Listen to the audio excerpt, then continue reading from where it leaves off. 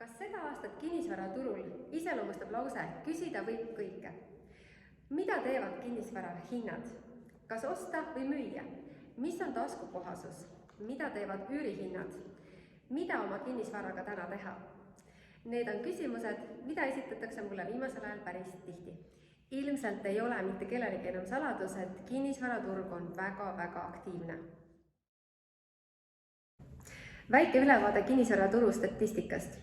Augustikuus müüdi üleriigiliselt 1930 korterit, mille mediaanhind oli 1558 € ruutmeeter. See teeb 10 kuud järjest sellest aastast, kui mediaanhind on üle 1500 € ruutmeeter ja see on eelmise aastaga võrreldes 18,6% kõrgem.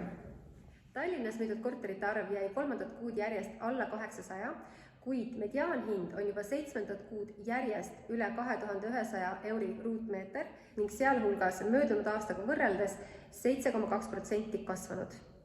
Korterituru müügi kogukäive üleriigiliselt on kasvanud 39,4%, majade ja suvilate kogukäive 58,4%, sealhulgas majade ja suvilate tehingute arv on kasvanud 30% võrreldes eelmise aastaga.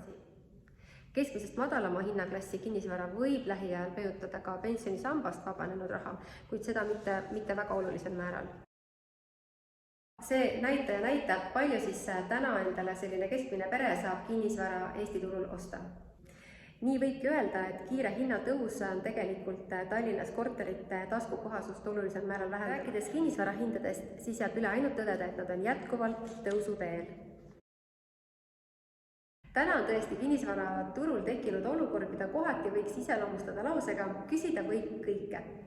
Olenevalt kinnisvara asukohast ja omadustest on võimalik täna tänu suurele nõudlusele ja vähesele pakkumisele saada väga head hinda ja seda nii müügi kui üürikinnisvara puhul. Täna keskmine kinnisvara ruutmeetri hind Tallinnas on umbes 2300 € ruut. Uusarendustes keskmine ruutmeetri hind 3500, luksuskinnisvara ruutmeetri hind algab 4000 ja kohati jõuab ka 10 000 €-ni.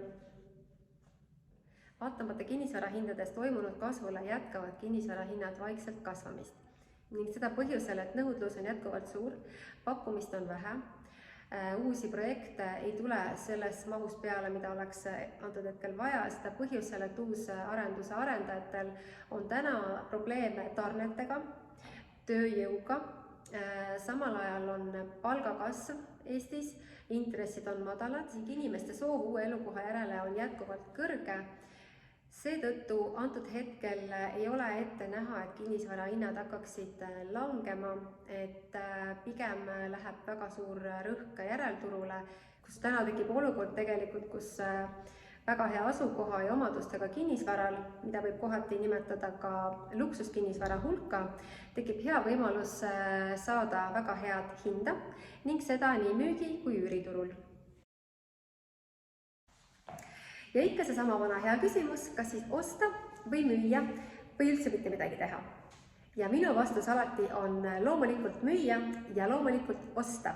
Seisev raha arvel ei tee meid kedagi rikkamaks, kinnisvara pikas perspektiivis jätkab alati tõusmist ning täna tegelikult on teil võimalik oma kinnisvara müües saadagi head hinda ja kui te leiate endale sobiva kodu, mis teid kõnetab, mis paneb teid hästi tundma, kus teie pere saab ennast hästi tunda, siis loomulikult tuleb see endale soetada ja minna eluga edasi, sest kui te elate meeldivas kodus, tunnete ennast seal hästi, siis on ka kõik muud eluvaldkonnad teil hästi ja tuleb seda raha ka hästi juurde. Üüriturg on tänaseks stabiliseerunud.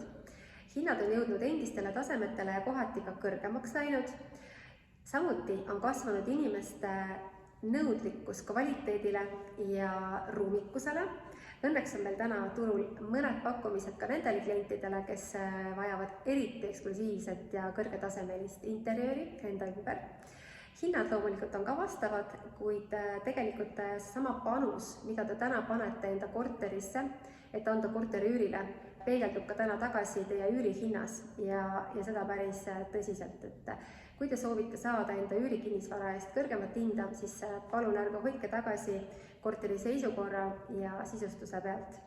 Et klient oskab seda täna hinnata ja lõppkokkuvõttes võidavad kõik. Ning loomulikult olen ma alati hea meelega valmis sind nõustama erinevates kinnisvaraalastes küsimustes ning aitama müüa sinu kinnisvara parimatel tingimustel, tuginedes oma väga pikaajalisele kogemuste pagasile. Minu kontaktid leiad siit samast alt. Tänan sind kuulamast!